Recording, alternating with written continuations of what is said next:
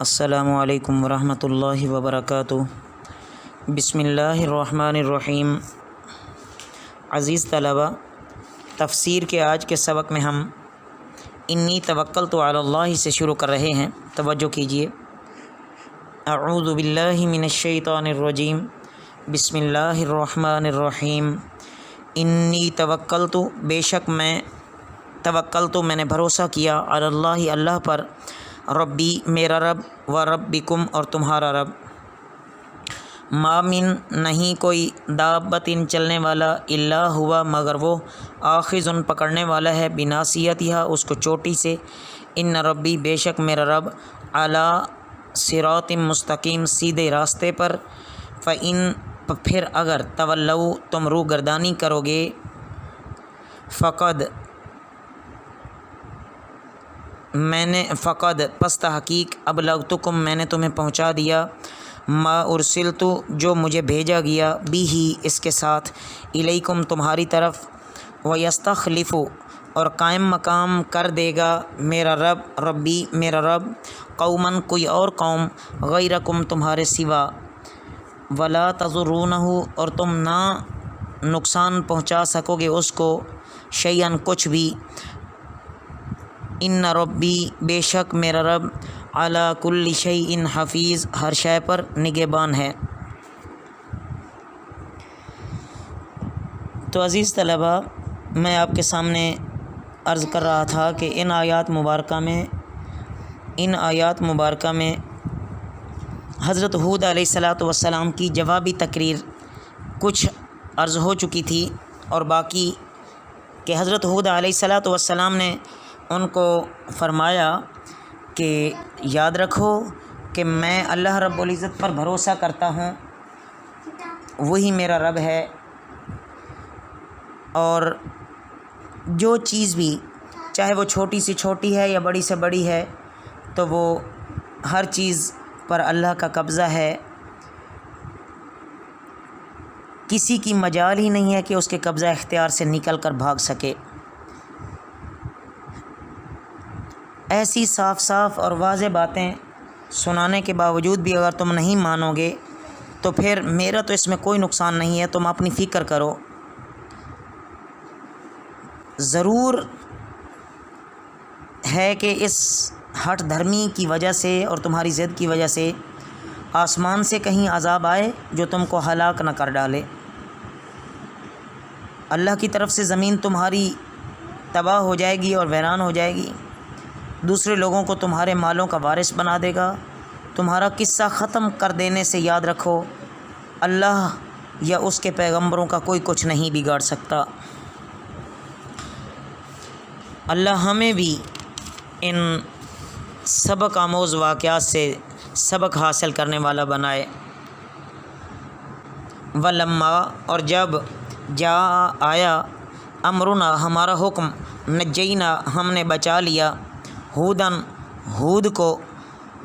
علیہ الصلاۃ والسلام کو، والذین اور وہ لوگ، آمنوا جو ایمان لائے، معہ اس کے ساتھ، برحمت رحمت سے، منا ہماری طرف سے، ونجیناہم اور ہم نے بچا لیا انہیں، من عذاب غلیظ سخت عذاب سے، وتلک اور یہ، عاد جاہدوا انہوں نے انکار کیا، بآیاتی آیتوں کا، ربہم اپنے رب کی، وعصوا اور انہوں نے نافرمانی کی، رسولہ اپنے رسول کی، واتبعوا اور پیروی کی، امرا حکم کی، کلی جبار ہر سرکش، عنید ضدی نے، واتبعوا اور ان کے پیچھے لگا دی گئی، فی ہذہ الدنیا اس دنیا میں، لعنتاً لعنت، و یوم القیامتی اور قیامت کے دن،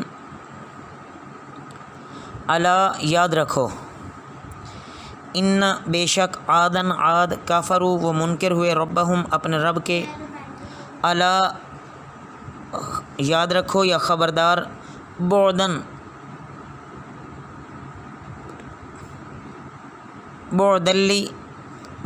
دوری ہے، لعادن عاد کے لیے، قومی ہود کی قوم، بعدن کا مطلب پھٹکار بھی ہوتی ہے، لعنت، دوری، جو آسان ترجمہ لگے وہی کر لیجئے گا۔ عزیز طلبہ، ان آیات مبارکہ میں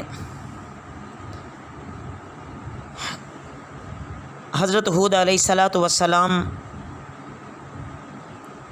نے جب قوم کو اللہ کی گرفت سے ڈرایا اور عذاب الہی آنے سے ڈرایا، تو وہ قوم ایسی بے باک اور گستاخ تھی کہ حضرت ہود علیہ السلام سے کہنے لگے کہ جس عذاب کی تم دھمکی دیتے ہو نا ہمیں، اگر تم سچے ہو تو وہ لے آؤ۔ تو اسی بیان کو ان آیات مبارکہ میں لایا گیا ہے کہ حضرت ہود علیہ السلام نے پھر ان کو جواب دیا کہ اگر میری مخلصانہ نصاحے کا یہی جواب ہے تو بسم اللہ، تم کو اگر عذاب کا اتنا ہی شوق ہے تو پھر وہ کچھ دور نہیں ہے۔ 7 راتیں اور 8 دن مسلسل آندھی جیسا طوفان آیا اور ان کو اور ان کی آبادی کو تہو بالا کر کے رکھ دیا۔ مکان گر گئے، چھتیں اڑ گئیں، درخت جڑ سے اکھڑ کر کہیں کہ کہیں جا گرے۔ ہوا اتنی زہریلی تھی کہ آدمی کے ناک میں داخل ہو کر نیچے سے نکل جاتی اور جسم کو پارا پارا کر ڈالتی تھی۔ اسی طرح اللہ تعالیٰ نے آنے والی نسلوں کے لیے ان کو عبرت کا نشان بنا کے رکھ دیا۔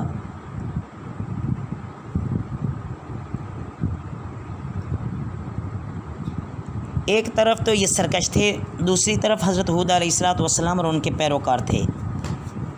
اللہ رب العزت نے ایمان اور اعمال صالحہ کی بدولت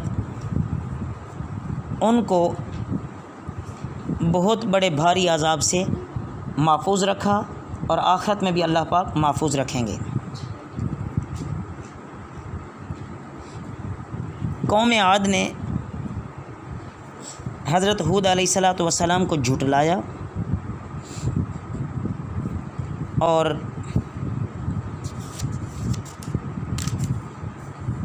اپنی من گھڑت باتیں کرتے تھے۔ اسی وجہ سے یہ اپنی ہٹ دھرمی اور عناد اور ضد کی وجہ سے انہوں نے اپنی آخرت بھی برباد کی۔ اس کے بعد آخر میں یہ درس دیا گیا ہے کہ اعمال پر گھمنڈ اور غرور نہیں ہونا چاہیے۔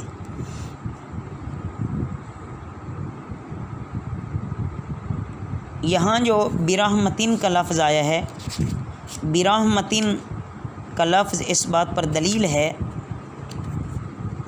کہ کسی کو اپنے اعمال پر خواہ کتنا ہی نیک کیوں نہ ہو غرور نہیں کرنا چاہیے۔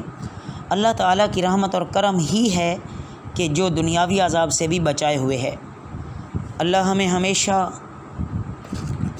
اپنا قرب نصیب فرمائیں اور گزشتہ قوموں سے عبرت حاصل کرنے کی توفیق عطا فرمائیں اور نیکی میں آگے سے آگے بڑھنے کی توفیق عطا فرمائیں۔ وما علینا الا البلاغ المبین۔